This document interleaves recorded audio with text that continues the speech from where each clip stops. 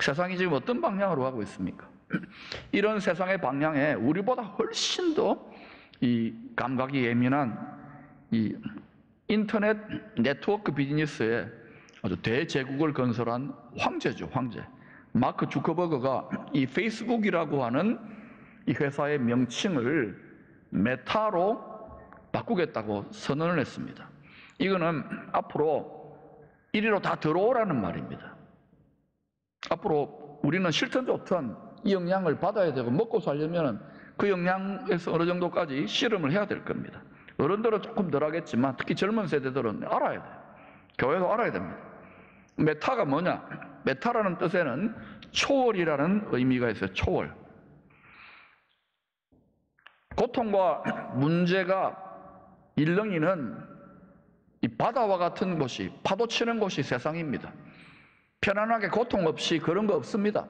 이 세상에는 유토피아 없습니다. 그런데 이 가상현실의 세계, 이 메타버스의 세계로 들어오라. 우리가 당신들의 고생을 잊어먹게 해주겠다.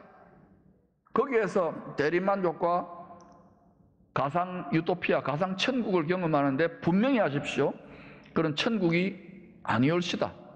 그거 우리가 거기서 돈벌이도 하고 어느 정도 즐기기도 해야 되지만 거기에만 마음 다 뺏기면은 영혼이 거기 뺏길 겁니다. 예수님과 믿음으로 네트워크된 성도들은 이 세상에 어떤 풍랑과 고통과 요동함이 있더라도 하나님께서 예비하신 참된 메타버스, 참된 유토피아, 하늘의 영원한 본향을 사모하며 살아가야 합니다. 역사 속에서 세상 임금 마귀는 항상 유토피아를 논합니다. 그런 거 없습니다, 여러분. 유토피아 논했던 모든 가문 이설들은 다 패망하고 멸망했다는 것을 기억하십시오. 거기에 예수 믿는 우리도 확 들어가게 됩니다. 왜? 이 세상이 육신이 전부 다인 양 알기 때문에 그래요.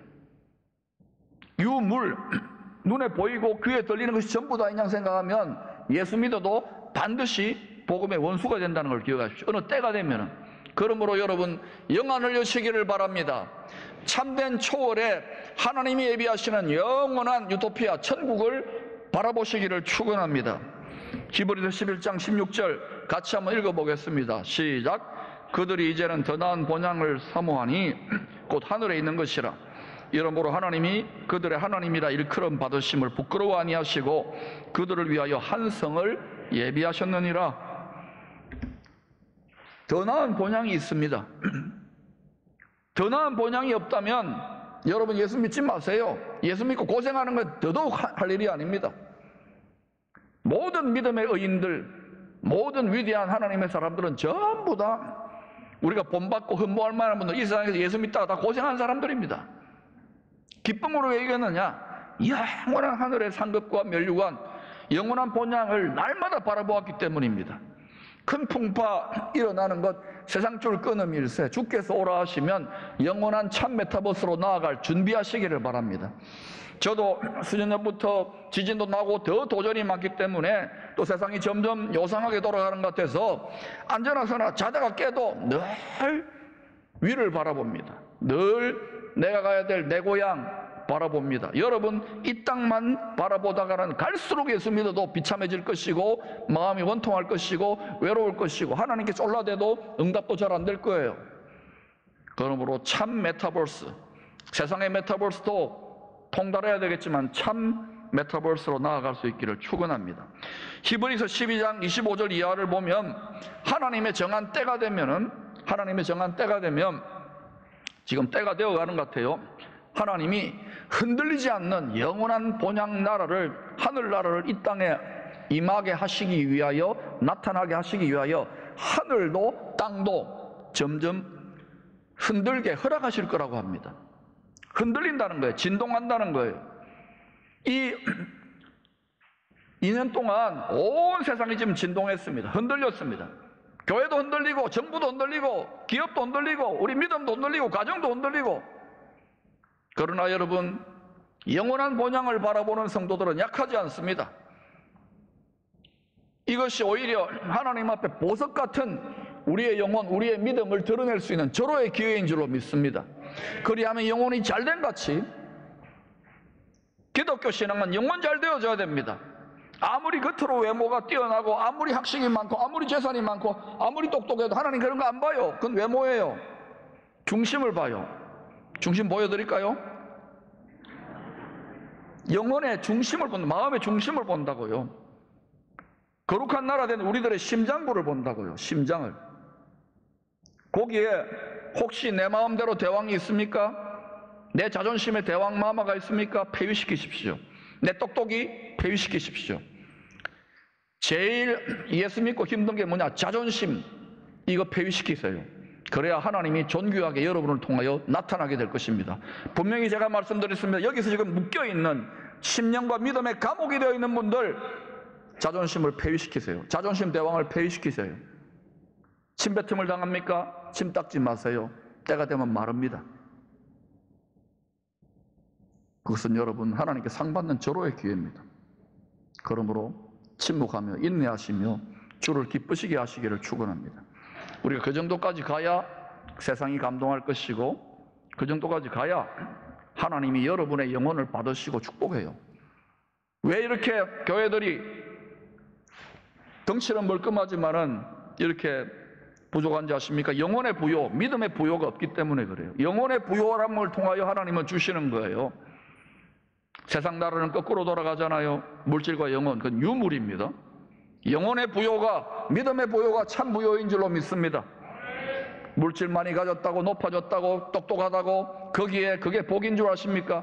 영혼의 부요가 영원한 복이에요. 속지 마세요. 바울은 예루살렘 공의회와 가이사라 법정에서 재판을 했는데 결론을 못 내리고 상소를 했습니다.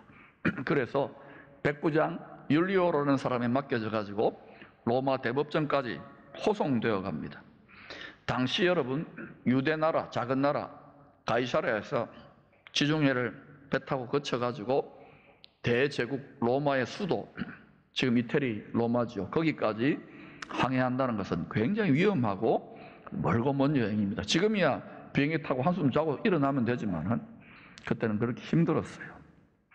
그런데 이 중간에 우여곡절들이 많은데요, 바울이 중간 기착지인 미항에서, 아름다운 항구죠, 미항에서 이게 바울이 기도하면서, 하나님의 사람이니까 잘못하면 이번 항해에 풍랑이 자꾸 이니까 생명을 잃을 수도 있겠다는, 자기는 이제 복음을 전해야 될 사람, 그런 위기의식을 하나님께 경고를 받았나 봐요. 그래서 이야기를 했는데 11절 보니까 바울의 경고는 외면을 당합니다. 백부장이 선장과 선주의 말을 바울의 말보다 더 믿더라.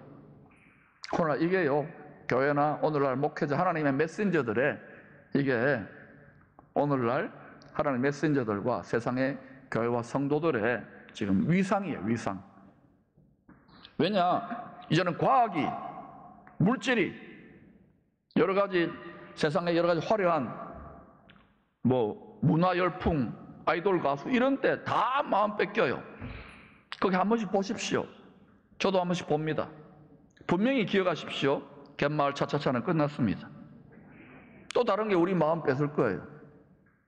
여러분 마음을 조금만 뺏기세요. 하나님께 여러분 마음을 다하세요. 이전보다도 우리 마음을 지키는 도전이 100배는 더 강해졌다는 것을 기억하시기를 바랍니다. 왜 백부장 율리오가 선장이나 선주의 말을 들었습니까? 경험이 있잖아요. 우리가 여기 지중해를 바닥을 샅샅이 뒤지면서 무역, 알렉산드리아, 이집트, 그리고 로마를 왔다 갔다 하면서 무역업 한지 장사한 지 하루 이틀이 아닙니다. 이 정도 바람 가지고 괜찮습니다. 좀 심하지만은 우리 말을 믿어보세요.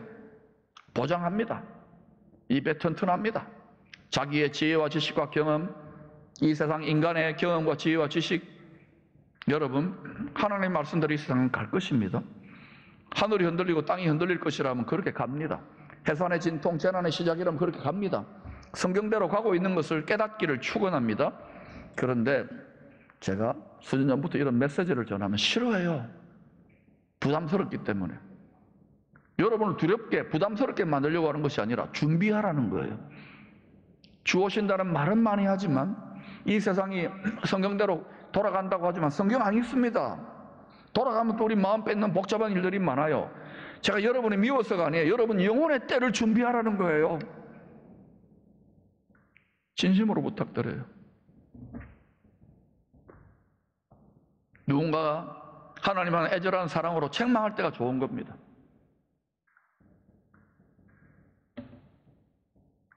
그러나 제가 칭찬을 많이 할 거예요. 그러나 잘 헤아려서 여러분 소화하십시오.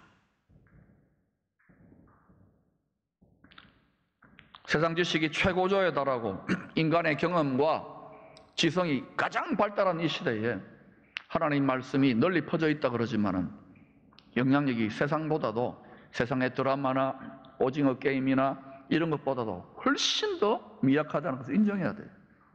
이 속에서 영적 지도자 노릇한다, 복음의 말씀을 전파하는 자가 된다, 이거는 골리앗 앞에선 물맷돌 던 다윗 것 같아요. 그러나 하나님 하실 수 있습니까? 네. 그러나 여러분, 다윗이 골리앗 때려잡으려고 하다가 다윗 지가 죽었잖아요. 그게 하나님의 원리입니다. 그렇게 하셔서 하나님의 마음, 온 백성으로부터, 유다 나라 백성으로부터 다윗은 배반을 당했습니다. 홀로 떨어졌습니다. 나만 홀로 남았거늘. 여기에서 하나님의 마음을 배워놓은 다윗이 하나님이여, 내 마음이 확정되었고 내 마음이 확정되었어. 그때 다윗의 영적 권위가 파워를 넘어서는 오소로티가, 스피리추얼 오소로티, 그리스도의 왕권이 주어지면서 그리스도의 나라가, 은혜가 왕노릇하는 나라가 재건되어지는 거예요. 다윗이 왕노릇할 때 그 친인척들로부터 시작해서 온 백성들이 다 다윗에게 등 돌린 사람들. 이게 세상 민심입니다. 왜 그럴까요? 그리스도가 온 세상의 왕인데 온 세상으로 버림을 받는 것에 예고편을 경험하는 거예요. 그러니까 여러분이 지금 예수 믿고 복음 전하고 뭐 일본하고 뭐 이렇게 저렇게 한다고 온 세상에 미움받고 왕따가 되고 고립당합니까? 머리 둘 곳이 없습니까? 여러분이 하나님의 인정을 받았기 때문에 그 시험을 허락받는 거예요. 거기다 대고 더 오히려 여러분 희한한 짓을 합니까? 그러면 안 돼요. 그러면 공중권세 잡은 자에겐 농락당하는 거예요. 이 원수는요, 우리가 어디를 누르면은 우리가 자빠지고 넘어지는지를 너무너무 잘 알아요. 역사 속에서 인류에 대한 데이터를 다 갖고 있어요. 세상을 이긴다는 것은 이 세상의 임금 마귀를 이기는 거예요. 그러므로 여러분, 죄 짓지 말고 그리스도의 말씀으로 우리 마음을 견고하게 다윗성처럼 지키면은 항상 승리하게 되어 있습니다. 옆 사람 전후 좌우에게 인사하십시다. 1초도 방심하지 마십시다. 그리스도의 마음 지키는 것이 신앙생활의 ABC예요. 여러분, 누가 믿습니까? 또 누가 판단됩니까? 근심이 있습니까? 두려움이 있습니까? 미움이 있습니까? 염려가 있습니까? 다 마음 뺏긴 거예요. 마음의 평강함과 담대함과 기쁨이 있습니까? 기쁨이 있으면 승리자의 기쁨이 시작되는 거예요. 그러면 오늘 이 문제를 해결할 수 있기를 축원합니다. 결국 외면당한 하나님의 종 바울의 말 무시하고 출발합니다. 더 큰 항구에 가서 겨울 나면서 더 즐기자고. 근데 어때요? 결국은 바울의 경고, 그를 통한 하나님의 경고대로 지중해 악명 높은 유라굴로라고 하는 광풍의 속수무책의 상황에 빠집니다. 장사하려고 모아놨던 재산 다 버립니다. 자기 인생의 배를 통제하려고 하는 기구들도 다 버립니다. 이제는 막 하늘도 깜깜해져요. 구원의 소망이 없습니다. 20절 볼까요? 20절 같이 읽어보십시다. 시작. 여러 날 동안 해도 별도 보이지 아니하고 큰 풍랑이 그대로 있음에 구원의 영광마저 없어졌더라. 사람은요, 인류는요, 얼마나 뼈저리게 물질적이고 육신적이고 세상적인지 이 정도까지 가야 죄 하고 부르짖는다고. 그때 대부분 참 신앙이 뽑아져요. 근데 이렇게 되기 전에 말씀을 깨닫고 미리미리 깨닫고 우리 다음 세대는 미리미리 깨달아서 영적인 영혼이 잘됨으로 말미암아 인생이 풍요로워지고 나눌 수 있는 만복의 원리를 터득할 수 있기를 축원합니다. 이삭이 그런 사람 아니었습니까? 왜 저와 여러분들 기성세대들이 그토록 고생하고 연단받았던 것들을 우리 자녀들에게 물려주려고 그래요. 통달할 수 있기를 축원합니다. 그래서 우리는 주와 복음을 위해 고생도 낙이다 가면 어느 순간부터 하나님이 역전시켜요. 전화위복해요. 그때부터 이 땅에서도 하나님의 영원한 기업의 일부분을 예고편으로 맡겨주면서 연습시키는 거예요. 할렐루야. 그것 때문에 우리가 고생하고 있는 거예요. 이 배에 탑승한 사람들 37절에 보니까 276명입니다. 죽음의 공포에 사로잡혀 있습니다. 그때 바울은 그 밤바다에 열심으로 기도했겠지요. 그때 하나님이 다급하니까 바울이 여러분 살려달라고 기도하지 않았을 거예요. 나는 죽어도 좋습니다만 하나님, 이렇게 우리가 다 죽습니까? 이렇게 기도하는, 하나님이 분명히 내가 로마 황제 앞에 선다 그랬지 않습니까? 로마 법정에 간다고 하지 않았습니까? 이방인들에게 복음 전하는 로마 제국의 수도에 복음의 검을 꽂는 거 아닙니까? 라고 하나님께 담대히 청구했을 때에 하나님이 빙그레 주님이 보고 있다가 부리시는 천사를 보냅니다. 여러분, 천사가 있습니다. 귀신만 있는 게 아니에요. 타락한 천사만. 여러분을 돕는 천사들이 있습니다. 교회를 돕는 천사들이 있습니다. 하루 저녁에 아시리아의 군대 18만 5천 명을 썰어버리는, 우리가 진실로 하나님의 뜻에 온전히 순복하여 나가면 천군과 천사들이 하나님의 명을 받아 우리를 돕는다는 것을 기억하십시오. 그러므로 우리는 이 땅에 그리스도의 군사고 하늘의 천군들은 우리를 돕는, 우리가 연합된 팀 스피릿의 군대라는 거예요. 그러나 성도들이 주의 나라와 주의 뜻을 위하여 온전히 대가를 지불하지 않기 때문에 우리가 너무너무 약해지는 거예요. 원수들이 다 훔쳐가는 거예요. 회복할 수 있기를 축원합니다. 7배로 되돌리시기를 축원합니다. 지금 여러분 이 말씀 하는데도 아멘 하고 달콤한 반응을 보이는 분들이 있는가 하면은 무슨 일이고 이해합니다. 그분들은 더 성장하시기를 축원합니다. 그래서 우리 새순 예배도 이제 만들어서 어린 영혼들, 새순 같은 영혼들도 배려하려고 그래요. 바울이 천사로부터 하나님의 메시지를 창조주, 만물의 주권자, 이런 태풍 정도는 한순간에 잠재울 수 있는, 코로나 바이러스 한순간에 잠재울 수 있는 만물의 주권자 창조주의 응답을 듣게 됩니다. 뭐라고 하느냐? 24절 26절입니다. 같이 읽어보십시다. 시작. 바울아, 두려워 말라. 내가 가이사 앞에 서야 하겠고 또 하나님께서 너와 함께 항해하는 자를 다 내게 주셨다 하였으니 그러므로 여러분이여 안심하라. 나는 내게 말씀하신 그대로 되리라고 하나님을 믿노라. 그런즉 우리가 반드시 한 섬에 걸리리라 하더라. 바울의 용기, 바울의 확신, 바울의 담대함, 바울의 평강은 어디에서 왔습니까? 여러분 중에 지금 암이다 또는 이런저런 인생의 사업의 어려움으로 인하여 교회 지도자 또 얼마나 힘듭니까? 선교지도. 이럴 때에 여러분 여기저기 도움 받을 데 없나? 정부 보조금 받을 데 없나? 이것도 해야 되겠죠. 그러나 여러분 밤새도록 야곱처럼, 바울처럼 하나님 붙잡고 자기의 생각과 고집의 환도뼈가 어그러질 때까지 여러분 실험해 보시기를 축원합니다. 그리고 만물의 주관자 창조주의 한마디의 메시지가 그 어떤 메시지보다 위력적인 거예요. 그리고 그렇게 되지 않습니까? 다 살았어요. 276명이. 왜냐? 너와 항해하는 자를 하나님께서 다 너에게 주셨다. 지상명령에, 주님의 어뜸으로 사랑하는 계명에, 그리고 주님의 지상명령에 충성하는 이 한 영혼 때문에 나머지 276명이 다 사는 거예요. 이게 여러분 시대마다 복음을 위하여 충성하는 백성들이 있는 곳마다 동일한 패턴이 나타나는 거예요. 왜 한때에 유럽이 저렇게 잘 되었습니까? 지금은 영적으로 암흑기가 되죠. 미국도 왜 저렇게 열방을 축복하는 복이 되었습니까? 미국도 흔들리고 있지만은 이제는 한국이 여러분 축복의 통로가 되려면 미끄럼 되시기를 바랍니다. 고생도 나게 되시기를 바랍니다. 주와 복음을 위하여 주님을 어뜸으로 사랑하는 계명으로 지상명령에 충성해 보십시오. 그리고 지금 당대에 다 누리려고 하지 마세요. 미끄럼 되어도 좋아요. 오늘날 교회가 너무 많아지니까 얼마나 교회가 서로 간에 라이벌이 돼가지고 살벌합니까? 우리 교회가 제일 잘하고 내가 제일 잘나야 되고. 아니에요. 다 잘되기를 축원합니다. 그런 교회 하나쯤 있어야 되지 않겠습니까? 제가 분명히 말씀드렸습니다. 단기적으로는 손해보지만 이것이 장기적으로 어느 장기일지 모르겠어요. 저 포항 장기일지 모르겠지만은 장기적으로는 여러분 이게 여러분의 축복이 됩니다. 특별히 여러분의 자녀들에게 축복이 돼요. 기성세대들 교회 덕 보려고 하지 마세요. 하나님 덕 보려고 하세요. 부유하신 하나님을 감동시키는 하나님 덕 보면 다 여러분 덕 보게 될 거예요. 다 기쁨의 교회 덕 보게 될 거예요. 그러나 우리가 하나님 덕 보고 있습니까? 안방 예배 드립니까? 지존자가 감동할 만한 그런 마음들입니까? 대면 비대면이 어디 있어요? 그리고 여러분 얼굴 보면 다 알잖아요. 고생 조금 하는데도 굳어지고 누가 욕 들으면 삑 올라오고 저보고 하는 소리입니다. 기뻐하시기를 축원합니다. 감사하시기를 축원합니다. 내가 인정을 받았구나. 우리가 선각자의 길을 가고 선구자의 길을 가는 거나 바울이 선구자의 길을 가니까 이렇게 온 세상이 바울을 말리지 않는 거예요. 하나님 내버려둬요.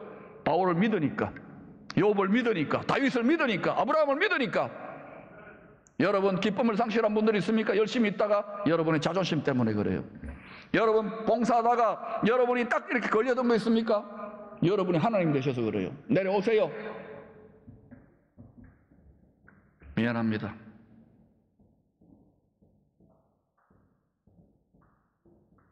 그렇게 하면은 주님의 살아있는 희생제물의 삶을 살면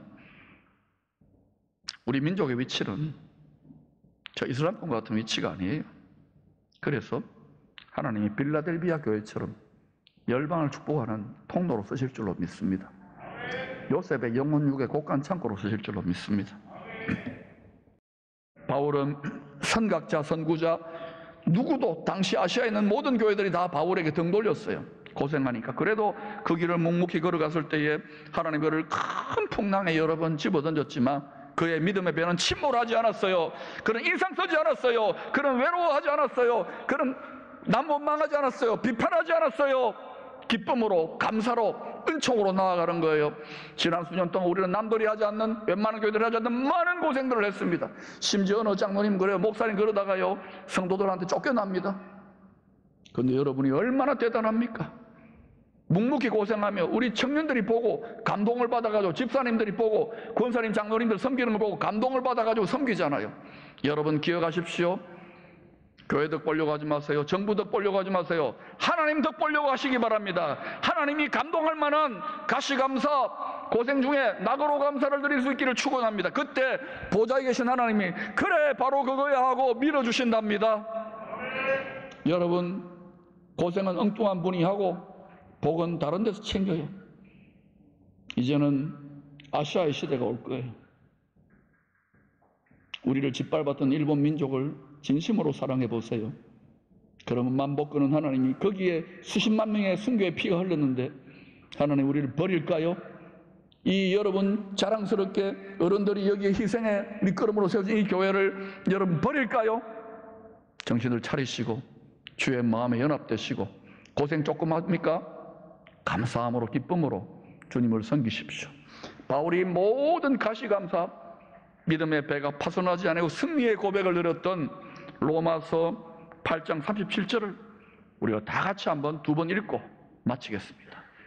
시작. 그러나 이 모든 일에 우리를 사랑하시는 이로 말미암아 우리가 넉넉히 이기는, 그러나 이 모든 일에 우리를 사랑하시는 이로 말미암아 우리가 넉넉히 이깁니다. 하나님이 저와 여러분을 위하여 십자가에 피 흘리셨어요. 누가 우리를 그리스도의 사랑에서 끊으리요? 이 사랑으로 이기십시다. 고달픈 인생의 잔인한 형벌 같은 시험과 연단을 받는 분이 있습니까? 더 크게 고통하시고 지금도 함께하고 계시는 하나님의 고통 속에 여러분의 마음의 감옥이 깨어지고 탈출하는 역사가 일어나기를 축원합니다.